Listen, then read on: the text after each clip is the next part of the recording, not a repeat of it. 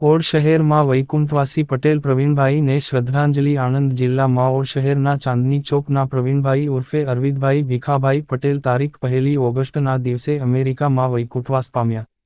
તેઓ સેવાભાવી, નિખાલસ, હસમુખા, દાન પુણ્ય તથા દરેક સેવાકીય પ્રવૃત્તિમાં આગળ પડતા એવા પ્રવીણભાઈની અનંત યાત્રાથી સૌ ઘણા દુઃખની લાગણી અનુભવે છે.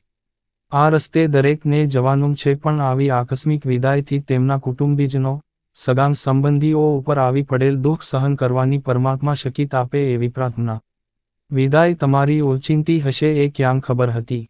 સ્વભાવની સુવાસ ફેલાવી સર્વત્ર. સંભારણા સૌના દિલમાં રાખી ગયા. તેમનું જીવન સૌના માટે પ્રેરણામય હતું. તેમના આદર્શો માર્ગદર્શન હતા. તેમનું સરળ જીવન, ઉચ્ચ વિચારો, દયાળુ સ્વભાવને ક્યારેય ભૂલી શકાશે નહીં. તેઓ હયાત નથી પણ સાથે હોય એવું લાગ્યા કરે છે. હર પલ હાજરીનો આભાસ લાગ્યા કરે છે.